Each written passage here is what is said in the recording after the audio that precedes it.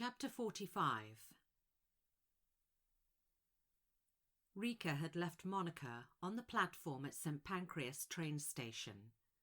They'd hugged and parted as the Eurostar took him back to Paris. Pulling her heavy backpack firmly over one shoulder, she walked towards the exit and hailed a taxi outside. "Goldsmiths, please," she instructed. That morning, Mr. Goldsmith had placed the phone down after receiving a call from a Monica Phelps. She'd decided to revert back to her original surname now that she was well and truly outed.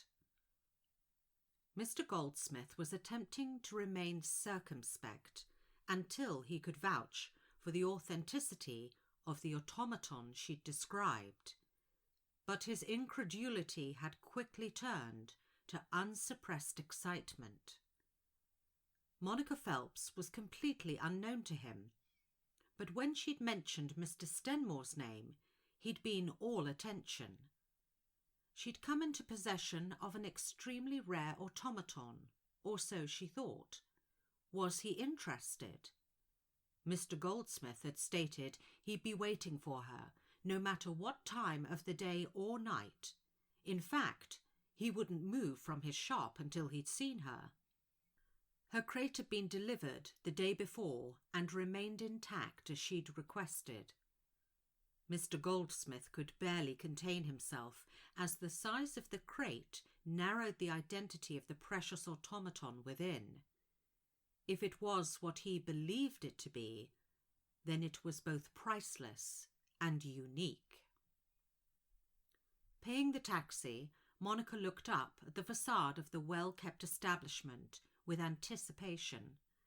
Before she'd taken 2 steps to its front door, it was pulled open by the doorman. "Miss Phelps?" the doorman inquired. "Yes," she said. "Please, won't you come in? Mr. Goldsmith is waiting for you." Entering Goldsmith's was like stepping back through the ages to a time of wonder and enchantment. Behind the many glass cabinets inset with mirrors sat the most extraordinary and unique ornaments of every shape, description, and era. Bejewelled boxes littered with precious stones, automatons waiting to perform, and each pristine in their condition. She marvelled at the eclectic collection. A well-dressed man came into view, in complete harmony to his surroundings. He reminded her of a somewhat slimmer Mr. Pickwick. He had a vexatious halo of white hair crowned atop a round and welcoming face. His attire paid homage to the age of the gentleman in its understated flair and fashion. A gold-rimmed monocle hung from its chain pinned to the lapel of his jacket, under which he wore an embroidered waistcoat over a high-collared shirt with a pastel silk cravat. His trousers were cuffed just above his patent leather spats. He beamed at her. "Miss Phelps, please allow me to introduce myself. I'm Mr. Goldsmith, at your service. I've been awaiting your arrival with much anticipation. You'll step this way, please. I have your crate intact, as requested." They entered his private salon, where the large crate stood on a plastic sheet. "You must be quite weary after such a journey. Paris can be exhausting at this time of the year. Perhaps you'd care for some refreshment before we begin?" "No, thank you. Unfortunately, I don't have much time. This was something of an impulse buy, and I'd like you to take a look and tell me if it's genuine." "Certainly," he said. He beckoned 2 men over, who began carefully and methodically to dismantle the crate. As the last piece was lifted and taken away, Mr. Goldsmith snatched his silk handkerchief from his top pocket and held it to his mouth, shock and reverence clearly evident in his eyes. "It's magnificent," he whispered in awe. The automaton sat on top of an intricately carved mahogany box, encased by a large oval glass dome.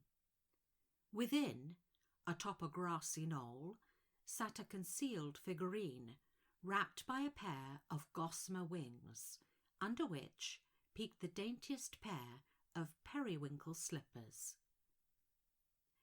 "What do you think?" she asked, waiting anxiously as he collected himself. "My dear, you have found the lost automaton by Gustav Leonhard de Reinfeldt, a master clockmaker and consummate craftsman, originally to the royal house of Deisbard."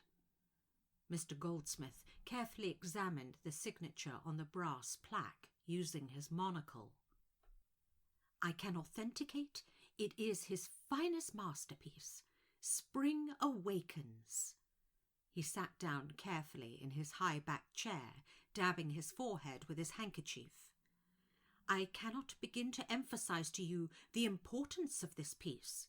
Its discovery will ring through the halls of every antiquarian horological society. Scholars have written books dedicated to this supposedly mythical automaton.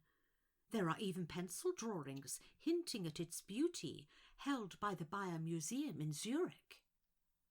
Mr. Goldsmith was having difficulty grasping the fact that after many fruitless searches over the centuries, Spring Awakens now stood in his salon in one piece.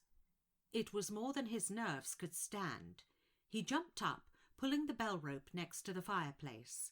A young man immediately entered. "Bring me the plum brandy, immediately," he instructed. "Why mythical?" Monica asked, feeling decidedly nervous in reaction to Mr. Goldsmith's state of agitated excitement. "Because only the drawings were ever recovered after the fire, because they'd been sent for approval, so it was assumed it had never been crafted," he stumbled through his reply. Monica pulled a large enamelled gold key from the pocket of her backpack and handed it to him. It was uniquely designed, with the key's bow fashioned in the shape of a butterfly's wings, its abdomen as the shaft, and a crocus flower used to wind the mechanism. "Maybe you should do the honours," she suggested, worried that without direction, Mr. Goldsmith's reserved countenance showed definite signs of slipping into a possible swoon. With his hand trembling, he accepted the key from her. Moving towards the box, he began to wind it. "You mentioned on the phone you haven't seen it working," he hesitated. "That's true, but the man who sold it to me asked if I wanted to see it running," she responded encouragingly. Quickly crouching down, he opened two small doors to reveal the inner workings. "Not bad, not bad. Obviously not up to my standards, but..." Pulling a lever underneath, the sound of whirring could be heard as musical notes filled the air.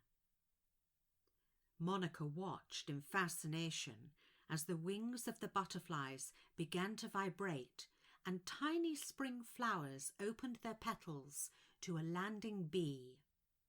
The large blue and purple wings wrapped about the main figurine shivered open, revealing a fairy in a silver costume and headdress. As she stretched her arms and opened her eyes, her wings began to flutter. She sat, perched on the knoll, bringing her hand down to where a brightly coloured butterfly landed. Tilting her head to one side, she gazed at its beauty. After several minutes, her wings furled back around her, the flowers closed, and all became quiet in her garden. "It's breathtaking," Monica whispered. "It is it not?" he marvelled, shaking his head in disbelief. Turning towards him with a look of seriousness on her face, she stated, Mr. Goldsmith, I would like to give Spring Awakens to Mr. Stenmore as a gift. Mr. Goldsmith was humbled by her generosity. It would be my privilege, Miss Phelps.